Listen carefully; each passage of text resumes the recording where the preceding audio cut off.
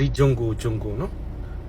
ကျောင်းမသိလို့မရဒီကျောင်းမြန်မာနိုင်ငံမှာဂျွန်ကိုကတယောက်တည်းလားကျွန်တော်ကိုနိုင်ကလည်းဒီနေ့တစ်ချိန်ကြီးဂျွန်ကိုနဲ့တူပါတယ်ဆိုပြီးတော့ကျွန်တော်ကြွေးကြော်ထားတာဘာတစ်ခုမှမရှိပါဘူးငါ့မှာခိုင်းမို့လူဆိုတာ2ယောက်ရှိတယ်ဒါပေမဲ့နေလာလုပ်ပေးတာငါရဲ့လူရင်းမလို့ငွေကင်ခိုင်းတာတော့ကင်ခိုင်းတာအားလုံးပဲမင်္ဂလာပါဇင်လေးရဲ့ YouTube channel လေးနဲ့ပြန်လဲကြိုဆိုလိုက်ပါရှင်အခုတင်ဆက်ပေးမယ့်ဗီဒီယိုလေးကတော့ဒီ Brighter လုပ်နေတဲ့အထဲမှာเนาะဒီဂျွန်ကိုနဲ့တူရဆိုပြီးတော့เนาะဒါသူ့ကိုသူဂျင်ကိုလို့ပြောလို့ဆိုပြီးတော့เนาะဒီမြသိန်းချေကဒါသူ့မောင်နဲ့ပတ်သက်ပြီးတော့เนาะဒီလိုမျိုးနန်းစားမသုံးဖို့ပြောလာတာပဲဖြစ်ပါတယ်ရှင်ဒီ file လေးကိုအဆုံးထိလိုက်ပါကြည့်ရှုပေးဖို့အတွက်ဖိတ်ခေါ်ချင်ပါတယ်ရှင်မပြောတော့ဘူးလို့နေမလို့ပဲဒါပေမဲ့စိတ်ထဲမှာဘလို့မှနေလို့မရလို့နည်းနည်းပြောမယ်မဒီကိစ္စနဲ့ပတ်သက်ပြီးတော့မီဒီယာရှေ့မှာထွက်ပြီးတော့လုံးဝရှင်းမှာမဟုတ်သလိုဒီကိစ္စနဲ့ပတ်သက်ပြီးအခုပြောမယ့်အကြောင်းအရာနဲ့ပတ်သက်ပြီးတော့လည်းဘသူတဦးတယောက်ကိုမှလည်းတန်းရှင်းယူဝင်ပေးမှာမဟုတ်ဘူးเนาะအခုဖြစ်နေတဲ့ကလေးခိုးတဲ့ကိစ္စနဲ့ပတ်သက်ပြီးတော့ပရာဟိတလုပ်နေတဲ့အကိုတယောက်ရဲ့တစ်တော်လေးကိုကြည့်လိုက်ရတယ်ပေါ့နော်တစ်ချိန်လုံးဂျွန်ကိုဆိုတဲ့နာမည်ကိုအချိန်ပေါင်းမြောက်များစွာသုံးတယ်ဘယ်ဂျွန်ကိုပြောတာလဲသိချင်တယ်မင်းသားဂျွန်ကိုပြောတာဆိုရင်တော့ကျမမောင်လေးဂျွန်ကိုကကျမတို့မိသားစုကိုရောသူချစ်တဲ့ပရိသတ်ကိုရောသူချစ်တဲ့သူ့တငယ်ချင်းတွေရောအားလုံးကိုတတ်တာပြပြီးနှုတ်ဆက်သွားတာ12နှစ်ပြည့်တော့မယ်အဲ့တော့ကိုနဲ့ပတ်သက်နေတဲ့လူရဲ့အခုလက်ရှိအခုလက်တလောပေးထားတဲ့နာမည်ကိုတကယ်မသိတာလားဒါမှမဟုတ်တက်တက်ကြီးကိုမှားပြီးတော့ပြောတာလားဂျွန်ကိုနာမည်နဲ့ဘာလုပ်ချင်တာလဲ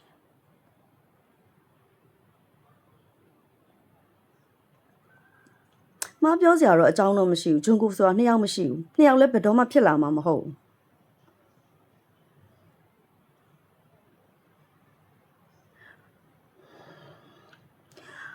ပရာဟိတလုံနေပရာဟိတစိတ်တဲ့ရှိရတယ်ရှင်ဂျွန်ကိုနာမည်ကိုသုံးမယ်ဆိုရင်ဂျွန်ကိုမှာအမေနဲ့အမကြံခဲ့တယ်အဖေဆိုတော့ထားလိုက်တော့အဖေနဲ့ဘလို့ပဲပတ်သက်စိတ်ဝင်စားအောင်နော်ဒါပေမဲ့အမြဲတစေအလှူတန်းတွေလုပ်ပြီးတော့မမေ့နိုင်တဲ့ကျမတို့သားအမိကိုအားနာတင်တယ်ရှင်နော်လေးစားတင်တယ်ရှင်လေးစားမှုတော့ရှိရတယ်ရှင်ပရာဟိတလုပ်တယ်ဆိုရင်တော်တော်မဲကောင်းတယ်နော်တော်တော်မဲကောင်းတယ်မလုပ်ပါနဲ့ပရာဟိတသမားတွေမှာတန်ရှင်းယူစရာတော့မလိုပါဘူးသိပါတယ်ကိုဟာနဲ့ကိုလမ်းကြောင်းနဲ့ကိုသွားနေကြတာပဲလေတကယ်လို့ပေါ့နော်ကိုနဲ့ပတ်သက်တဲ့လူရဲ့နာမည်ကိုတကယ်ပဲမသိတာဆိုရင်တော့လေ sorry ပေါ့နော်အခုပြောမိတဲ့အတွက်ဒါပေမဲ့တက်ကြီးပြောနေတာဆိုရင်တော့မလုပ်ပါနဲ့ကျမမကြိုက်ဘူးရှင်တရုတ်ဆောင်ဂျွန်ကိုပြောတာဆိုရင်နော်တရုတ်ဆောင်ဂျွန်ကိုမရှိတော့ဘူးမပြောနဲ့နော်မကြိုက်ဘူးဒီအမဘက်ကနေပြီးတော့เนาะစဉ်းစားပြီးမဲ့ဆိုလို့ရှင်လဲဟုတ်တယ်လीသူတို့မှာเนาะသူတို့မောင်လေးကိုဒါအရန်ချစ်အရန်တန်မိုးထားလို့ဒါဖြစ်တာလို့ထင်တယ်ရှင်တည်သွားတဲ့သူကလည်းเนาะဒါတည်သွားတာနှစ်ပေါင်းနေလဲကြာနေပြီเนาะအခုလိုမျိုးသူ့ရဲ့နားထဲမှာပြန်ကြားတာဆိုတော့เนาะသူလဲဒါစိတ်မကောင်းလို့ပြောမိရလဲဖြစ်ချင်းဖြစ်မှာပေါ့เนาะနောက်တဲ့ brief file မှာဆိုလို့ရှင်လဲဒီ Brighter အကူကเนาะဒီကိစ္စနဲ့ပတ်သက်ပြီးတော့เนาะသူကဖြည့်ရှင်းထားတဲ့ရှင် brief file လေးကိုလည်းဆက်ပြီးတော့အတူတူကြည့်လိုက်ကြရအောင်เนาะကျွန်တော်ကိုနိုင်ကလည်းဒီနေ့တစ်ချိန်ကြီးဂျွန်ကိုနဲ့တူပါတယ်ဆိုပြီးတော့ကျွန်တော်ကြွေးကြော်ထားတာဘာတစ်ခုမှမရှိပါဘူးကဲအားလုံးပဲမင်္ဂလာပါခင်ဗျာကျွန်တော်ဟို TikTok Messenger ကနေပြီးတော့စာလာပို့ရတာတွေဗီဒီယိုလာပို့ကြရများနေလို့ကိုကြီးဘာမှပြောတော့လားဒီတိုင်းပဲကြည့်နေတော့မှလားဆိုပြီးတော့ကျွန်တော်လာပြောရပေါ့နော်လာပြောတော့သူတို့တော့ကိုကျွန်တော်ပြောချင်ပါရဲ့ပထမဦးဆုံးကိုကျွန်တော်အဖေကကျွန်တော်အမှုပညာနာမည်ပေးထားရပေါ့နော်ထက်ကိုတဲ့ထက်ကိုဆိုပြီးပေးထားရဗာလဲထက်ကိုဆိုပြီးပေးထားရကျွန်တော်ချစ်တဲ့ခင်တဲ့သူတွေကလမ်းမှာတွေ့တယ်ဂျုံကုန်နဲ့တူတဲ့တယောက်ဘာဖြစ်တယ်ညာဖြစ်တယ်ဆိုပြီးတဘောတယောက်ပေါ့နော်အဲ့လိုတပုံလာရိုက်ကြတယ်လာနှုတ်ဆက်ကြတယ်အဲ့ပေါ်မှာကျွန်တော်ဂျုံကုန်နဲ့တူပါတယ်ဆိုပြီးကျွန်တော်လာမခေါ်နဲ့ဘာဖြစ်တယ်ညာဖြစ်တယ်ကျွန်တော်တတ်ပြဲလို့မရဘူးအဲ့သူတို့တတ်မှတ်တာသူတို့ကကျွန်တော်ဂျုံကုန်လို့မတတ်မှတ်ပဲနဲ့ဟိုနေတိုးနဲ့တူတယ်လို့တတ်မှတ်လို့ရှိရင်လည်းသူတို့တတ်မှတ်တာပဲအောင်ရဲလေးနဲ့တူတယ်လို့တတ်မှတ်ရင်လည်းသူတို့တတ်မှတ်တာပဲအဲ့ပေါ်မှာကျွန်တော်သွားပြီးပြောလို့မရဘူးကျွန်တော်ဘာမှပြောချင်ပါဘူးကျွန်တော်ကိုနိုင်ကလည်းဒီနေ့တစ်ချိန်ကြီးဂျုံကိုနဲ့တူပါတယ်ဆိုပြီးတော့ကျွန်တော်ကြွေးကြော်ထားတာဘာတစ်ခုမှမရှိပါဘူးကျွန်တော်ဘက်ကလက်ပြလုံးပါရဲ့ ကိုကျုံနာမည်နဲ့ကျွန်တော်လှုပ်ရှားထားမရှိပါဘူးပတ်ဆက်လည်းရှာမစားထားပါဘူးကျွန်တော်အမှုပညာနာမည်ထက်ကူဆိုတဲ့နာမည်နဲ့ကျွန်တော်လာပါမယ်စောင့်မျှော်ကြည့်ရှုအားပေးကြပါအောင်လို့ပဲကျွန်တော်ပြောချင်ပါတယ်ကျန်တာအများကြီးပြောချင်ပါဘူး ကောင်းတော့မင်္ဂလာရာနဲ့ပြည်စုံတဲ့နေ့ဖြစ်ပါစေပေါ့နော်အခုဆိုရင်ကောင်းတော့ညာချမ်းနဲ့ဖြစ်ကြပါစေပေါ့နော်ဆိုတော့ကျွန်တော်ဒီဂျုံကိုနော်ဂျုံကိုဆိုတာဒါကျွန်တော်ကွန်မင်းသားကြီးဘေးကနေပတ်ပါလာတဲ့ဂျုံကိုအကြောင်းလေးရှင်းပြမယ်ထားပါလားအပေါင်းလေးကနေစမှာပြောအဲ့တော့ကျွန်တော်ပေါင်းနေတဲ့အပေါင်းလေးနေရာလေလုံးဝဖြူစင်ပြီးတော့မုံမြတ်ပြီးတော့စိတ်ထားကောင်းတဲ့လူတွေဖြစ်တယ်ကိုယ်အရေးထက်သူများအရေးကိုကြည့်တဲ့လူတွေဖြစ်တယ်ဗျာနော်ဖြစ်တယ်ဗျာဗောနော်မုံမြက်ထဲကလူမျိုးတွေဖြစ်တယ်ဒီလိုလူဒန်းစားတွေပဲဖြစ်တယ်ဗောနော်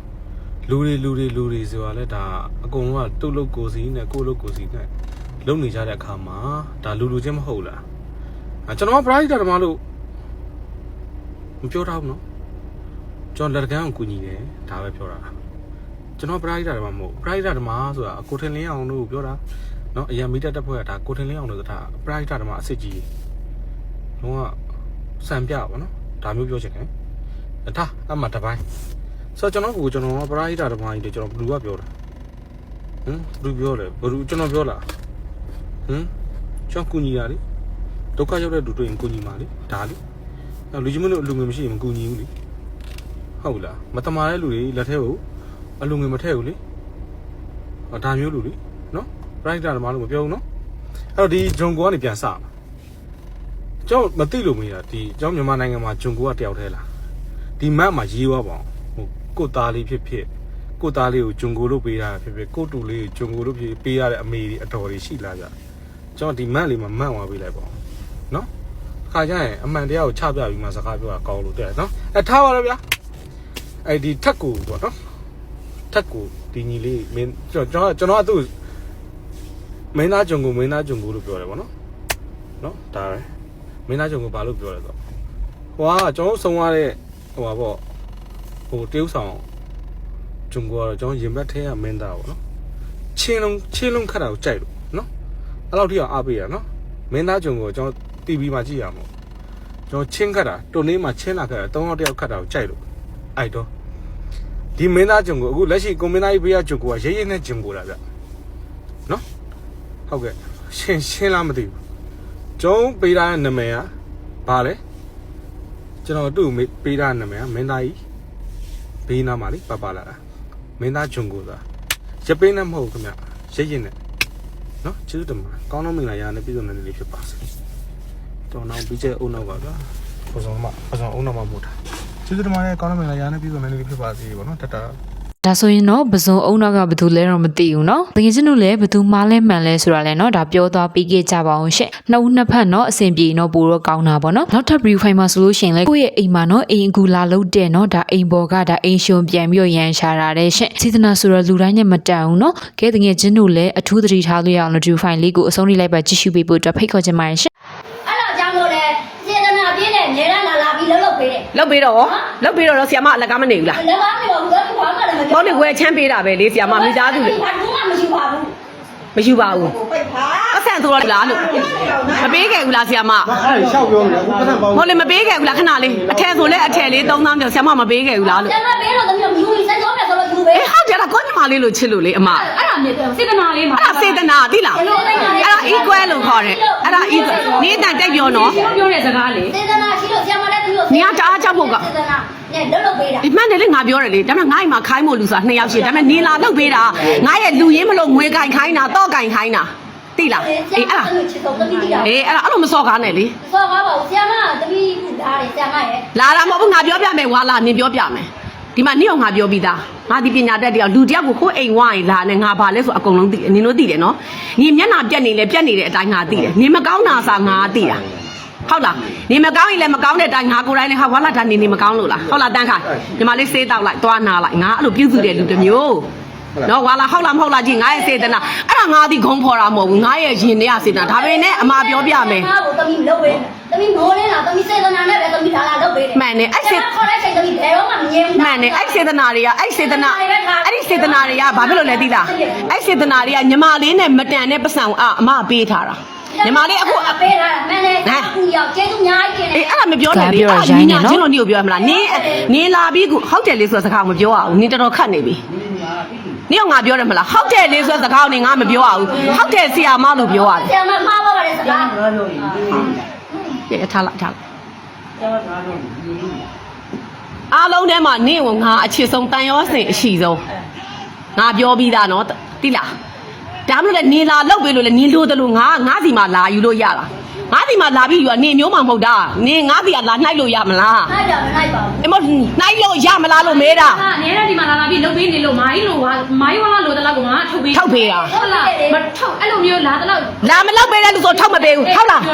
နင်ရင်တော့ငါစီမှာလာလောက်ပေးတယ်ငါထောက်ပေးတယ်ငါပြောတဲ့စကားအဲ့လိုမျိုးသိချာနားထောင် မောင်တို့ဘုကနေပြန်ပြောနေတယ်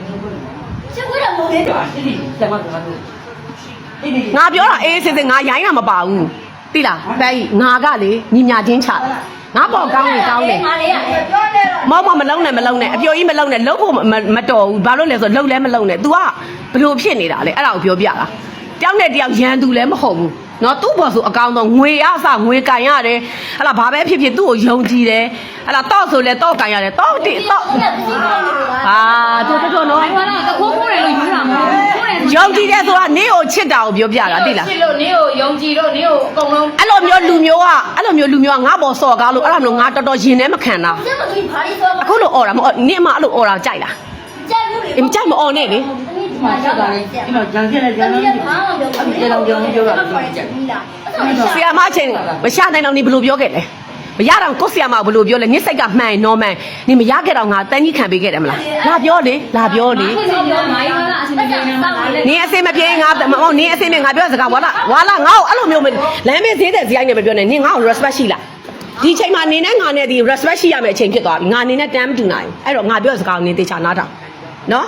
ဘာဖြစ်လို့လဲဆိုတော့နင်းမပေးနိုင်တော့ဒီထဲမှာမပေးတဲ့ရက်တွေရှိရင်နင်းငါ့ကိုခေါင်းခွေလိုက်ရပြီးသားနင်းမပြောနဲ့တန်းတန်းခိုင်လို့လူမျိုးတော့ခွေတာတော့ရတယ်ဟုတ်လားမဟုတ်လား ဒီတော့အဲ့လိုခွေးတယ် နင်းလာခွဲတာပဲလေနင်းခွဲတာပဲလေနင်းလာခွဲတာပဲမခွဲနိုင်ရင်ပေးအဲ့ဒါဆိုရင်တခွဲနိုင်ရင်ပေးမခွဲနိုင်ရင်ပေး ဘာရှိခိုးမှာလဲ မပေးနိုင်ဆရာမရေသမီးတော့ နင်းအဲ့လိုပဲလာပြောခဲ့တာမဟုတ်ဘူးလား ပြော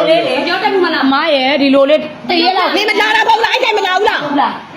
တရက်လေးလက်ပြတ်တာလေ တော့မပြောရင်ပြောနေတယ်တော့